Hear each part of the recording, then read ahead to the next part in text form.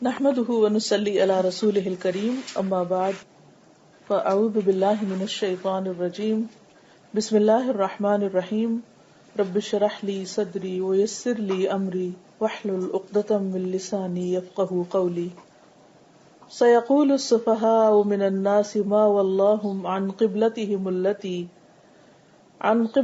التي كانوا عليها قل لله المشرق والمغرب یہدی من یشاء الی صراط مستقیم۔ لوگوں میں سے وہ جو بے وقوف ہیں وہ ضرور کہیں گے کہ ان کو ان کے قبلے سے کس چیز نے پھیر دیا جس پر یہ پہلے سے تھے۔ آپ کہہ دیجئے کہ مشرق اور مغرب اللہ کے لیے ہیں، اللہ جس کو چاہتا ہے سیدھے رستے کی ہدایت دیتا ہے۔ نبی صلی اللہ علیہ وسلم نے جب ہجرت کی مدینہ کی طرف، مکہ میں پہلے جب آپ عبادت کرتے تھے تو خانہ کعبہ کی طرف منہ کر کے نماز پڑھتے تھے، جب ہجرت کی تو آپ نے اللہ کے حکم سے بیت المقدس کو اپنا قبلہ بنایا اور تقریباً 16-17 مہینے تک آپ اسی کی طرف رخ کر کے نماز پڑھتے رہے۔ پھر آپ کو حکم دیا گیا کہ آپ اپنا رخ خانہ کعبہ کی طرف پھر سے کر لیں۔ یہ حکم نماز کی حالت میں ملا، نماز ہی میں صحابہ کرام نے آپ صلی اللہ علیہ وسلم کو فالو کرتے ہوئے اپنا رخ پھیر دیا۔ اس چینج کو لوگ ایکسپٹ نہ کر سکے اور بہت سے لوگوں کے ایمان متزلزل ہو گئے اور انہوں نے نبی صلی اللہ علیہ وسلم کو کرٹیسائز کرنا شروع کر دیا۔ مدینہ میں مسلمانوں کے علاوہ جیوز بھی تھے اور لوکل عرب بھی تھے، اوس اور خزرج کے قبائل تھے، کچھ نئے نئے مسلمان تھے، کچھ لوگ آپ کے ساتھ مکہ سے آئے تھے ہجرت کر کے۔ جب نبی صلی اللہ علیہ وسلم نے بیت المقدس کو چھوڑ کر، جو کہ شمال کی طرف تھا، اس کے بالکل اپوزٹ سائڈ پر خانہ کعبہ کی طرف دوبارہ سے رخ کیا تو بہت سے لوگ فتنے میں پڑ گئے۔ 3 طرح کے لوگ تھے، ایک مخلص مسلمان، دوسرے منافقین اور تیسرے یہود۔ سوال یہ پیدا ہوتا ہے کہ اللہ تعالیٰ نے اس کا حکم کیوں دیا تھا؟ بیسیکلی ایک ٹیسٹ تھا، ورنہ یہ تو سب کو معلوم تھا کہ اصل قبلہ خانہ کعبہ ہی ہے اور آخری پیغمبر کا جو قبلہ ہوگا وہ بھی بیت اللہ شریف ہوگا۔ لیکن کچھ عرصے کے لیے مدینہ آنے کے بعد مسلمانوں کو یہ حکم دیا گیا کہ آپ کچھ اور پیغمبروں کے قبلہ یعنی بیت المقدس، جس کو سلیمان علیہ السلام نے تعمیر کیا تھا اور اسحاق علیہ السلام نے مسجد اقصی بنائی تھی، تو اس ڈائریکشن کو فالو کریں۔ اب اس کا نتیجہ یہ ہوا کہ لوگوں میں سے جتنے بھی لوگ تھے ہر ایک کا ریئیکشن فرق تھا۔ تو اس واقعے میں ہمارے لیے سیکھنے کی بہت سی باتیں۔ پہلی بات تو یہ ہے کہ چینج ہمیشہ ایکسپٹ کرنا آسان نہیں ہوتا۔ کسی بھی چیز میں چینج ہو، چاہے وہ موسم کا چینج ہو، چاہے وہ کسی رول کا چینج ہو۔ مثلا ایک لڑکی کی شادی ہوتی ہے تو بیٹی کی بجائے اب وہ بہو بن جاتی ہے، تو وہ بھی ایک رول میں چینج آتا ہے۔ ماں باپ کی ایکسپیکٹیشنز اور طرح ہوتی ہیں اور سسرال کی اور طرح ہوتی ہیں۔ اسی طرح کوئی بھی انسان کے اپنے اندر جیسے مختلف مزاج میں چینج آتے ہیں۔ انسان جب بچہ ہوتا ہے تو اور طرح بہیو کرتا ہے، جوان ہوتا ہے تو اور طرح ہوتا ہے، پھر بڑھاپے میں اور طرح کے چینجز آتے ہیں، چاہے وہ فزیکل چینجز ہوں یا پھر اس کے اندر جو اسپرچل گروتھ ہو رہی ہوتی اس کی بنا پر بھی چینجز آتے ہیں۔ جب انسان مختلف چیزوں سے ایکسپوز ہوتا ہے، کچھ لوگ جب دین کا علم حاصل کرتے ہیں تو ان کے اندر چینج آتا ہے، ان کے باطن میں چینج آتا ہے، تو کچھ ظاہر میں بھی چینج آتا ہے، روٹین میں چینج آتا ہے۔ کچھ لوگ جب ویسٹ میں جاتے ہیں، وہاں پر وہاں کی ایجوکیشن، وہاں کے سسٹم کو دیکھ کر ان کے بیہیویئر میں چینج آ جاتا ہے، ان کی تھنکنگ میں چینج آتا ہے۔ تو پرسنل لیول پر کوئی چینج ہو یا کسی سسٹم میں کوئی چینج ہو، اس کو ایکسپٹ کرنا یہ ایک مشکل کام ہوتا ہے، ہمیشہ مشکل ہوتا ہے۔ اللہ سبحانہ وتعالیٰ نے مسلمانوں کو مختلف طرح کے ایسے چینجز سے گزارا کہ اس کے ذریعے ان کی تربیت کی۔ چینج ایکسپٹ کرنا اگرچہ مشکل ہے، انسان کے نفس پہ بھاری ہے، لیکن اس میں انسان کی تربیت بھی بہت ہے۔ انسان کو نئی نئی چیزیں سیکھنے کا موقع ملتا ہے اور اس چینج کے بغیر انسان کی گروتھ نہیں ہوتی۔ اگر اپنے اندر چینج آ رہا ہو تو لوگوں کو سیٹسفائی کرنا مشکل ہوتا ہے، اور اگر لوگوں میں مثلا کسی کے رویے میں چینج آ رہا ہو تو انسان کے اپنے لیے ایکسپٹ کرنا مشکل ہوتا ہے. تو یہ دونوں طرف سے ایک مشکل ہوتی. مثلا ہم دیکھیں کہ بہت سے لوگ جب شادی کرتے ہیں، کچھ لوگوں کی لو میرج ہوتی ہے تو بہت ایک دوسرے سے ایکسپیکٹیشنز ہوتی ہیں. شادی کے بعد حالات ویسے نہیں رہتے جو شادی سے پہلے ہوتے ہیں، ماحول چینج ہو جاتا ہے. ہسبینڈ وائف کے درمیان وہ چینجز بعض اوقات ایکسپٹ کرنا مشکل ہوتا ہے. تو اس کا نتیجہ کیا ہوتا ہے کہ ایک دوسرے سے پھر شکایتیں ہونے لگتی ہیں، پھر وہ بڑھتی جائیں تو بعض اوقات تعلقات بالکل ختم ہو کے رہ جاتے ہیں. دن کا ہر لمحہ دن کے اندر چینج لا رہا ہوتا ہے. مثلاً آپ دیکھیے کہ صبح کے وقت جب سورج نکلتا ہے تو اور طرح ہوتا ہے، دوپہر ہوتی ہے تو اور طرح ہوتا ہے، غروب ہوتا ہے تو اور طرح ہوتا ہے، رات ہوتی ہے تو کچھ بالکل ہی ڈارک ہو جاتا ہے. تو 24 آور کے اندر بھی ہم ایک پورے اپنے انوائرمنٹ کے چینج سے گزر رہے ہوتے ہیں. تو یہ سارے چینجز جو ہیں یہ لائف کا حصہ ہیں. لیکن کچھ لوگ ریجڈ مائنڈیڈ ہوتے ہیں، ان کے لیے چینج ایکسپٹ کرنا بہت مشکل ہوتا ہے. اور جو انسان عمر میں بڑا ہوتا جاتا ہے اس کے خیالات میں ریجڈیٹی آتی جاتی ہے تو وہ دوسروں کو ایکسپٹ نہیں کر پاتا. مثلا آپ نے دیکھا ہوگا کہ خاندان میں جو بزرگ ہوتے ہیں ان کی اگر جگہ چینج ہو جائے تو وہ اس میں ایڈجسٹ نہیں ہوتے. بچے بڑے ہو جاتے ہیں، وہ باہر کے ملک چلے گئے، اب ماں باپ پیچھے اکیلے رہ رہے ہیں، وہ 100 بلاتے ہیں ان کو کہ آپ ہمارے پاس آ کر رہیں، لیکن وہ کہتے ہیں کہ نہیں، ہم اپنے گھر میں، اپنے بیڈ پہ، اپنے محلے میں، اپنے دوستوں کے ساتھ زیادہ کمفرٹیبل ہیں. بہت مشکل ہو جاتی ہے کہ آپ کہیں پر رہ رہے ہیں، وہ کہاں پر ہیں. لیکن انسان اس پروسیس میں ایک پین سے بھی گزرتا ہے. زندگی کی کامیابی اس میں ہے کہ انسان چینج مینجمنٹ جانتا، چینج کو ایکسپٹ کرنا جانتا، اور دوسروں میں جب چینج آ رہی ہو تو اس کو بھی ایکسپٹ کر سکے. اس کے لیے انسان کو ٹالرنس کی ضرورت ہوتی، آپ کو برداشت کرنا پڑتا ہے. دوسرے شخص کی جوتی میں پاؤں رکھ کے دیکھنا پڑتا ہے کہ وہ کس طرح فیل کر رہا ہے. تو یہاں پر بھی ہم دیکھتے ہیں کہ جب قبلہ تبدیل ہوا تو لوگوں میں ایک ہلچل مچ گئی. نبی صلی اللہ علیہ وسلم کے خلاف بہت زبردست پروپیگنڈا ہونا شروع ہو گیا. اب جب آپ کچھ نئی چیز کرنا چاہتے ہیں، آپ اپنے آپ کو بدلنا چاہتے ہیں، اپنے گھر کو بدلنا چاہتے ہیں، اپنے ملک کو تبدیل کرنا چاہتے ہیں، آپ کہیں پر بھی کوئی چینج چاہتے ہیں، تو اس کا نتیجہ کیا ہوگا کہ لازمی طور پر آپ کی مخالفت ہوگی، آپ کے خلاف پروپیگنڈا ہوگا. اب اس کو ہینڈل کیسے کریں، اس کو مینج کس طرح کریں، یہ ہے اصل کوشچن. بدلتے وقت کے ساتھ خود کو کس طرح بدلیں، بدلتے موسم کے ساتھ کس طرح کی ایڈجسٹمنٹس کریں. تو بعض اوقات آپ باہر کو چینج نہیں کر سکتے. مثلاً آپ سورج کو روک نہیں سکتے کہ رات ہونے سے رک جائے، اندھیرا نہ ہو، روشنی ہی رہے. یا آپ اگر کہیں لیٹ ہو رہے ہیں تو آپ وقت کو روک دیں، یہ نہیں کر سکتے. اس کے لیے نمبر 1 آپ کو اپنے اندر ایڈجسٹمنٹ کرنی پڑتی. مثلاً جب ویدر چینج ہوتا ہے تو آپ کپڑے بدل لیتے ہیں، اپنے ویدر کو نہیں بدل سکتے. اسی طرح جب انسانوں کے اندر چینجز آتی، وہی لوگ جو آپ سے بہت محبت کر رہے ہوتے ہیں بعض اوقات ان کی نظریں پھر جاتی. مثلاً آپ اپنے والدین کی آنکھوں کا تارا ہو سکتے ہیں، آپ کو بہت محبت ملی، بہت پیار ملا، آپ کی ہر خواہش پوری کی گئی، لیکن جب بھائیوں کی شادی ہوئی اور آپ اپنے گھر میں آئے اور بھابیاں آ گئی، گھروں کا ماحول تبدیل ہو گیا، اب آپ کی امی کی توجہ ساری کی ساری آپ کی طرف نہیں ہے، اب آنے والی نئی بیٹی کی طرف ہے. یا ایک بچے کی پیدائش کے بعد دوسرا بچہ جب پیدا ہو جاتا ہے تو پہلے بچے کے اوپر پوری طرح توجہ نہیں ہوتی، دوسرے پہ چلی جاتی ہے. تو وہ پہلے بچے کے لیے بھی ایک مشکل وقت ہوتا ہے. تو زندگی میں جب بھی کسی موقع پر کسی قسم کی، کسی انسان، کسی موسم، کسی رویے اندر یا باہر کی کوئی چینج آپ دیکھیں تو ایک اصول یاد رکھیں کہ میں اس کے ساتھ خود کو کیسے ایڈجسٹ کر سکتا ہوں. چینج کو مینج کرنے کے لیے ایڈجسٹمنٹ چاہیے، اور اس ایڈجسٹمنٹ میں ٹائم لگتا ہے. خود کو بھی ٹائم دیں اور دوسروں کو بھی ٹائم دیں. جب چینج دوسری طرف سے ہو تو اس کو سمجھنے کی کوشش کریں کہ یہ اس طرح کیوں بہیو کر رہا ہے.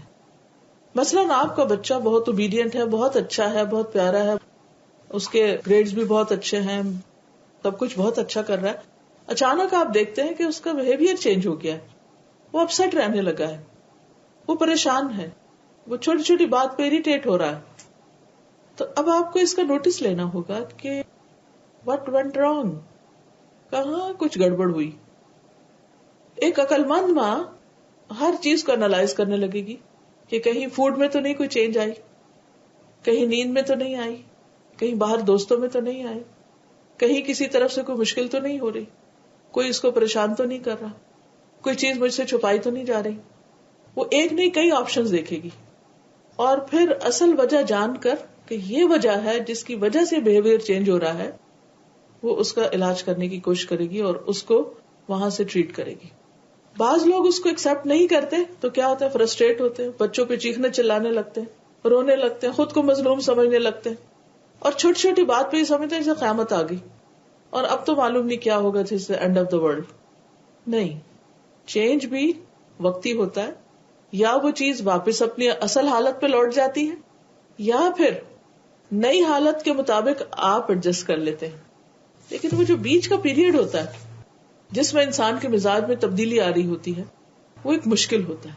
وہ دراصل ایک ٹیسٹ کا ٹائم ہوتا ہے، آپ کو ٹیسٹ کیا جا رہا ہوتا ہے. اب یہاں پر اللہ سبحانہ و تعالیٰ نے خود فرما دیا کہ یہ سب کچھ تو اللہ تعالیٰ نے ٹیسٹ کرنے کے لیے کیا تھا. اور ٹیسٹ کس بات کا تھا؟ کہ کون رسول کی پیروی کرتا ہے، کون رسول کی بات مانتا ہے. اس دور کے مسلمانوں کا ٹیسٹ تھا، ہمارا بھی ٹیسٹ ہوتا رہتا ہے. مثلاً صبح، دوپہر، شام، رات ہمارے مزاج میں، موڈ میں تبدیلی ہوتی. کبھی ہم فریش ہوتے ہیں، کبھی ہم تھکے ہوئے ہوتے ہیں، کبھی ہم بھوکے ہوتے ہیں، کبھی ہم بہت مصروف ہوتے ہیں، کبھی ہم فارغ ہوتے ہیں، کبھی کسی چیز کو انجوائے کر رہے ہوتے ہیں، کسی کو بور ہو رہے ہوتے ہیں. اب ان سارے اوقات میں نمازیں آ رہی ہوتی ہیں. اب آپ کسی بھی حالت میں، آپ کو کال آ جاتی، آپ آن ڈیوٹی ہیں. اطاعت اور عبادت کیا ہے کہ جس وقت کال آئے آپ فوراً ڈیوٹی پہ پہنچ جائیں. اگر آپ ڈیوٹی پہ پہنچ گئے ہیں تو آپ سکسیسفل ہیں، کامیاب ہیں، آپ ایکسپٹیڈ ہیں. اور اگر آپ نہیں پہنچے تو آپ ریجیکٹڈ ہیں. دنیا میں ایسے ہی ہوتا ہے. تو اللہ تعالیٰ نے نمازوں کے اوقات مختلف وقتوں میں رکھ کے اور مختلف رکعتیں، ان کی سائز، لینتھ، اور ان کے اندر نبی صلی اللہ علیہ وسلم نے کیا کیا پڑھا اس میں بھی فرق ہے.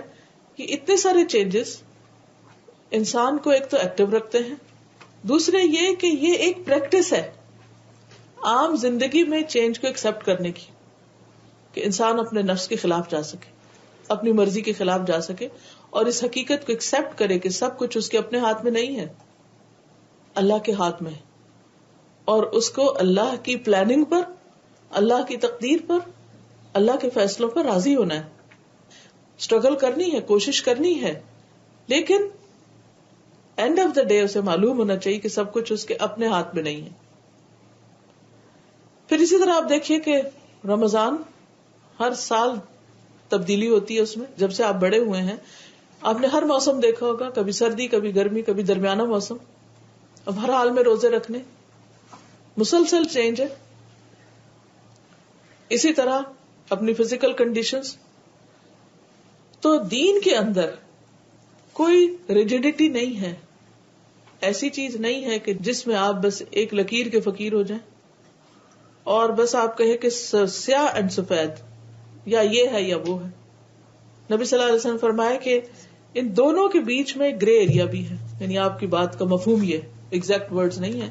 تو ہر چیز کے اندر ایک گرے ایریا ہوتا ہے. وہ کیوں ہوتا ہے؟ اس میں انسان کی عقل کا ٹیسٹ ہو رہا ہوتا ہے کہ اس میں، کیونکہ جو چیز سفید ہے یا سیاہ ہے وہ تو آرام سے سب کو نظر آ جاتی، یس اور نو تو سب کو پتہ چلتا ہے. لیکن اس کے بیچ میں بھی ایک چیز ہوتی ہے جو ایک خاموشی کا، ایک سائلنس کا پیریڈ ہوتا ہے. اس میں پھر آپ کو خود ڈی کوڈ کرنا ہوتا ہے کہ اس کا مطلب کیا ہے. جو حکمت رکھتے ہیں، جو سمجھ رکھتے ہیں، جن کے اندر وزڈم ہوتی ہے، وہ اس وقت اور اس ٹائم اور اس گرے ایریا کے اندر پائی جانے والی جو اپرچونٹیز ہیں ان کو وہ بہترین طریقے سے اویل کر لیتے ہیں. تو بہرحال یہاں پر اللہ تعالیٰ فرماتے ہیں کہ سیقول السفہاء، بے وقوف لوگ کہیں گے کہ ان کو ان کے قبلے سے کس نے پھیر دیا، یہ کیوں پھر گئے. یہاں سے ایک اور نقطہ سمجھ آتا ہے، اور وہ کیا کہ مثلاً آپ اپنی جاب چینج کر رہے ہیں، یا اپنا کوئی لباس چینج کر رہے ہیں، یا اپنے گھر کو چینج کر رہے ہیں، یا کسی بھی قسم کا کوئی لائف میں چینج لا رہے ہیں، اور اس موقع پر آپ کو کریٹیسائز کیا جا رہا ہے، تو ہمیشہ دیکھیے کہ کریٹیسائز کرنے والا کون ہے، اور ہر ایک کی بات کو بہت سیریسلی نہ لیں. یہاں اللہ تعالیٰ نے مسلمانوں کو بتا دیا کہ جو لوگ آپ کو کریٹیسائز کر رہے ہیں وہ دراصل خود بے وقوف ہیں، وہ بات کی حقیقت کو نہیں سمجھے، اس لیے آپ کو کریٹیسائز کر رہے ہیں. سَيَقُولُ السُّفَهَاءُ مِنَ النَّاسِ، لوگوں میں سے جو بے وقوف ہیں وہ ضرور کہیں گے، مَا وَلَّاهُمْ عَنْ قِبْلَتِهِمْ، انہیں ان کے قبلے سے کس چیز نے پھیر دیا. اور قبلہ آپ کو پتا ہے کہ عبادت کا ایک سمبل ہے، سب اس طرف رک کر کے نماز پڑھتے ہیں، اور اگر اس میں چینج آ گئی ہے تو ہر کوئی دیکھ رہا ہے کہ یہ کیوں ہو گیا. اب ایک ہے مخلص مسلمان، ان کے لیے یہ دلیل کافی ہے کہ چونکہ پروفٹ نے چینج کیا، ہم پروفٹ کے پیچھے ہیں، ہمیں ان کو فالو کرنا ہے، لہٰذا ہم نے بھی چینج کر دیا. ٹھیک ہے، وہ اس کی حکمت جانیں گے، وہ ان کو وجہ معلوم ہوگی، وہ باقی باتیں بعد میں. لیکن اس وقت اس چینج کی ون سنگل ریزن کیا ہے کہ اللہ کا حکم آیا اور پروفٹ نے رخ موڑ لیا، اور ہم نے بھی ان کے پیچھے موڑ لیا. دین کے معاملات میں بہت دفعہ جب آپ کے اندر ایک چینج آتی ہے تو لوگ آپ کو دیکھتے اچھا آپ تو بڑے ریلیجس ہو گئے اور آپ چینج ہو گئے، اور آپ میں یہ چینج کیسے آ گیا، اور یہ چینج کیوں ہو گیا. ہر طرح کے ملے جلے ریئیکشنز آپ کو ملتے ہیں. اس وقت بعض اوقات ہم بہت ریزنز دینے لگتے ہیں اور جسٹیفیکیشن دینے لگتے ہیں، ایسا ہے ویسا ہے، اس لیے کیا اس لیے کیا. تو اس میں سب سے پہلے ون سنگل ریزن کیا ہے؟ اگر آپ نے کوئی چیز اللہ کے حکم سے اپنے اندر تبدیل کی ہے تو آپ پہلی بات یہ بتائیے کہ یہ اللہ کا حکم تھا اور اس وجہ سے میں نے اس کو اختیار کر لیا ہے. پھر مزید جو اعتراض کر رہا ہے یا جو آبجیکٹ کر رہا ہے اس کے سٹیٹس کو بھی دیکھیے کہ وہ کیوں کر رہا ہے. بعض اوقات لوگ لا علمی کی بنا پہ کر رہے ہوتے ہیں، ناسمجھی کی بنا پہ کر رہے ہوتے ہیں، کسی ضد کی بنا پہ کر رہے ہوتے ہیں. یعنی اگر آپ مخالفت کو، یہ کریٹیسزم کو دیکھیں تو ہر شخص پہ ہوتی ہے. آپ اچھا کریں جب بھی اور آپ برا کریں جب بھی. بچپن میں وہ جو کہانی پڑھی تھی وہ زندگی میں میرے بڑے ہی کام آئی. اس وقت ایک جوک سمجھ کے پڑھی تھی اور بہت ہنستے تھے کہ ایک شخص اپنے بیٹے کو لے کر گدھے پہ سوار ہو کر اپنے گاؤں سے نکلا، شہر جا رہا تھا کسی کام سے. تو راستے میں کچھ لوگ ملے اور انہوں نے بہت اعتراض کیا اور کہا کہ کتنے ظالم ہیں یہ دونوں کہ معصوم گدھے کے اوپر بیٹھ گئے اور اس پہ ظلم کر رہے ہیں. تو انہیں بھی احساس ہوا کہ ہاں ہم نے کیا کیا، دونوں ہی گدھے کے اوپر بیٹھ گئے اور گدھا چرچرا رہا ہے. بیٹے نے کہا میں اتر جاتا ہوں. تو باپ بڑا ہے، باپ اوپر بیٹھا رہے. کچھ دور آگے گئے تو لوگوں نے کہا کہ کتنا ظالم باپ ہے، خود اوپر بیٹھا ہے اور معصوم بچے کو چلا رہا ہے. تو ان کا کہ ہاں واقعی ٹھیک نہیں، بچے کو اوپر بیٹھنا چاہیے. بچے کو اوپر بیٹھایا، خود نیچے اتر گیا. کچھ دیر آگے جا کے تو کچھ اور لوگ ملے، انہوں نے کہا کہ کتنا ناخلف بچہ ہے، باپ کو چلا رہا ہے اور خود اوپر بیٹھا ہوا. تو انہوں نے کہا بہتر ہے دونوں ہی اتر جاتے. جب دونوں ہی اتر گئے تو کچھ اور لوگ ملے، انہوں نے کہا کتنے بے وقوف ہیں، یہ بے وقوف ہے، یہ گدھا بے وقوف ہے. گدھا خالی جا رہا ہے اور خود پیدل چل رہے ہیں.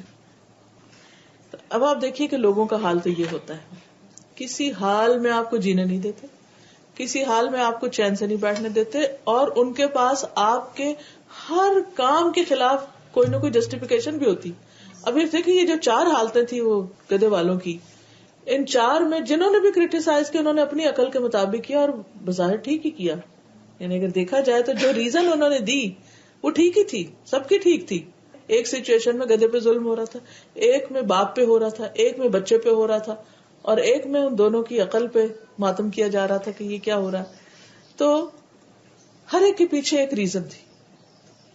تو یاد رکھیے کہ جب لوگ آپ کو کریٹیسائز کرتے ہیں دے ہیو ون اور دی ادر ریزن. کچھ نہ کچھ ہوتا ہے ان کے پاس، کوئی سنی سنائی بات ہوتی ہے یا ان کے دیکھنے کا اینگل فرق ہوتا ہے، کوئی ریزن ہوتی.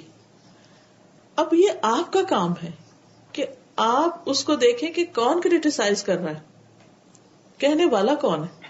کوئی عقل مند انسان ہے، کوئی جانے بوجھا ہے یا لا علمی میں کر رہا ہے. پھر آپ کا ری ایکشن اس کے مطابق ہونا چاہیے. اگر کوئی بہت سمجھدار انسان کر رہا ہے, اس پہ ناراض ہونے کی ضرورت نہیں ہے. اس سے پوچھ سکتے ہیں کہ آپ کے خیال میں جو میں کر رہا ہوں وہ کیوں غلط ہے, اور اگر یہ غلط ہے تو مجھے اس سے بہتر کیا کرنا چاہیے. مثلا بعض اوقات ایسا ہوتا ہے نا کہ آپ سارا خاندان اکٹھا ہے تو پوچھتے ہیں, اچھا بیٹے تم کیا کر رہے, تم کیا کر رہے.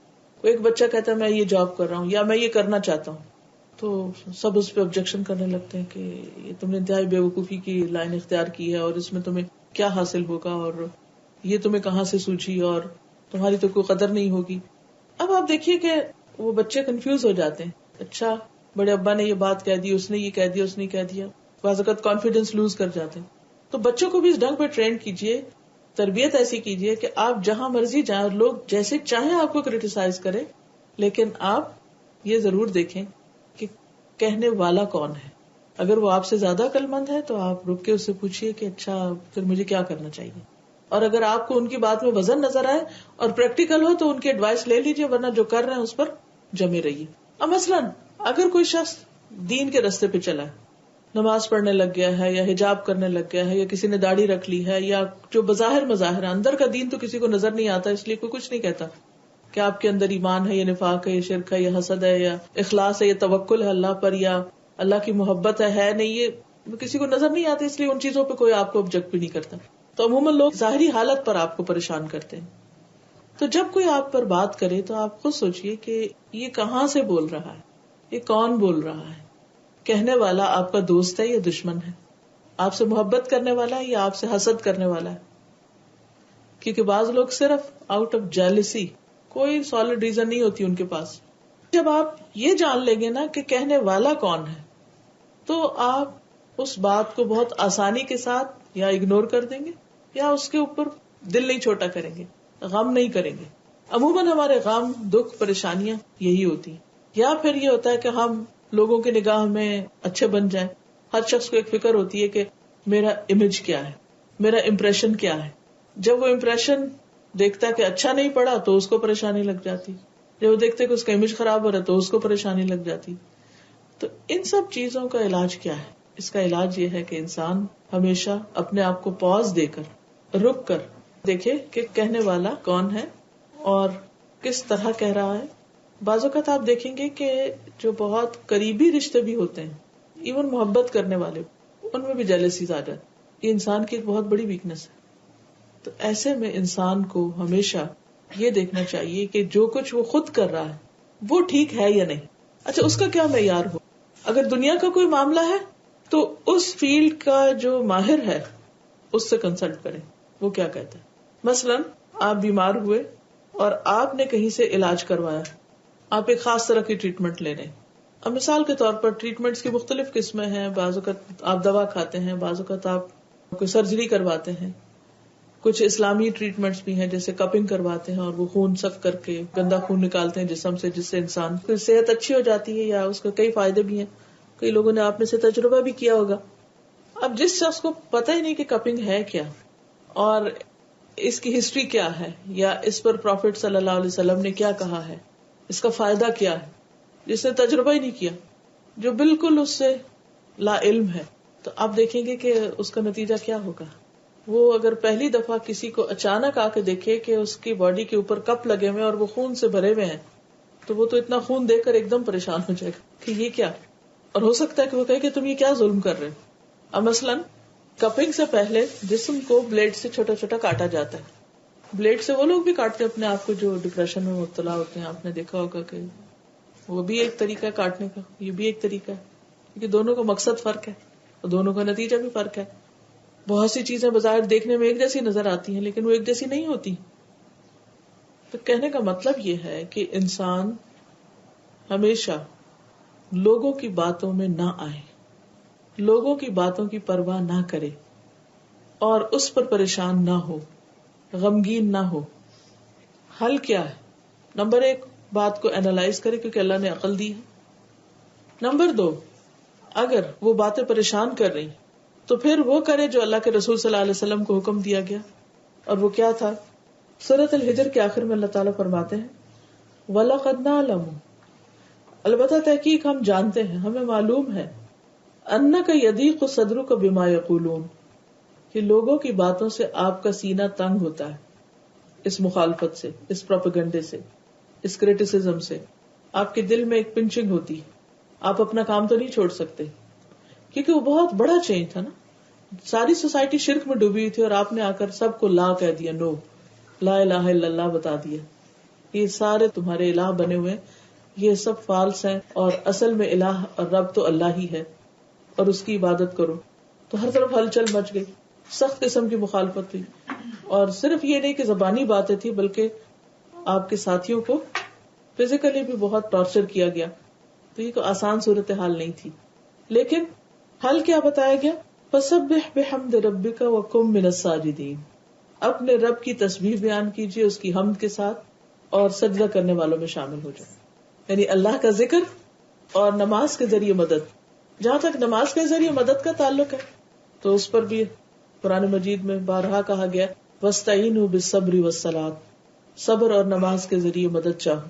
اور یہاں بھی فرمایا گیا وَقُم مِّنَ السَّاجِدِينَ وَاعْبُدْ رَبَّكَ حَتَّى يَأْتِيَكَ الْيَقِينُ، اور اپنے رب کی عبادت کرتے رہیے یہاں تک کہ موت آ جائے، اپنا راستہ نہ چھوڑیے.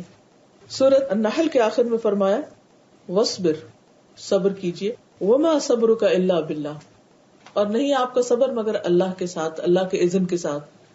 یعنی صبر کے لیے بھی انسان کو اللہ سے اسٹرینتھ چاہیے ہوتی ہے، صبر بھی آسان نہیں ہوتا. وَلَا تَحْزَنْ عَلَيْهِمْ، ان کی باتوں پہ غم نہ کریں. وَلَا تَكُ ضَيْقٍ مِّمَّا يَمْكُرُونَ، اور ان کی چالوں پر آپ سینہ تنگ نہ کریں. کہ بعض اوقات لوگ صرف پروپیگنڈا نہیں کرتے، آپ کے خلاف چالیں بھی چلنے لگتے ہیں، لگ پولنگ کرتے ہیں، داؤ کھیلتے ہیں، مختلف طرح سے آپ کو پریشان کرتے ہیں. اور یہ سچویشن ہر انسان کے ساتھ کسی نہ کسی طرح ضرور موجود ہے. اس میں آپ دیکھیے کہ چونکہ انسان دنیا میں آیا ہی ایک امتحان کے لیے ہے.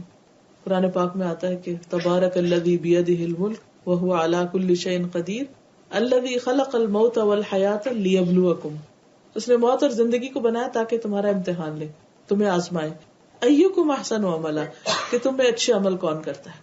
تو مخالفت کے جواب میں ایک تو یہ کہ گالی کا جواب انسان گالی سے دے، جو آپ پہ الزام لگائے آپ بھی اس پر کوئی جھوٹا الزام لگا دیں، جو آپ کو برا بھلا کہے آپ بھی اس کو برا بھلا کہنا شروع کر دیں.